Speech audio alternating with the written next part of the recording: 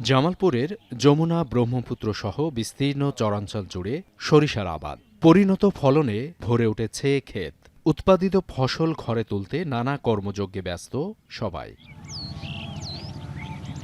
চরাঞ্চলের মতো জেলার সমতলেও চলছে সরিষা কাটামাড়াই। প্রায় প্রতিটি মাঠে এখন একই দৃশ্য।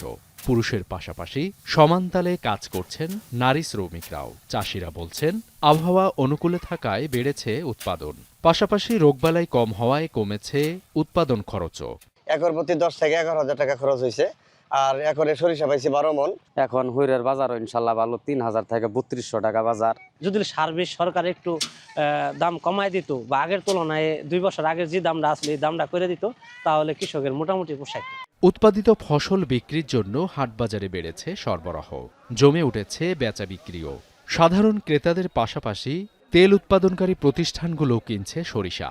বর্তমান বাজারে প্রকারভেদে প্রতিমণ সরিষা বিক্রি হচ্ছে 2800 থেকে 3200 টাকা পর্যন্ত। সরিষার প্রকার বেদে 2800 থেকে 3000, 3100 টাকা পর্যন্ত বাজার যাইতেছে। আমাদের রেটটা একটু বাড়ায় দিত, তাহলে হয়তো বা আমাদের কৃষকের জন্য উপকার হতো, ভালো হতো। উৎপাদন লক্ষ্যমাত্রা পূরণ হলে জেলায় প্রায় 60,000 টন সরিষা থেকে 450 কোটি টাকার বাণিজ্য হবে বলে মনে করছেন কৃষি বিভাগের কর্মকর্তারা। এবারে গড় ফলন পাচ্ছি 1.37 মেট্রিক টন পার হেক্টর। ফলন খুবই ভালো।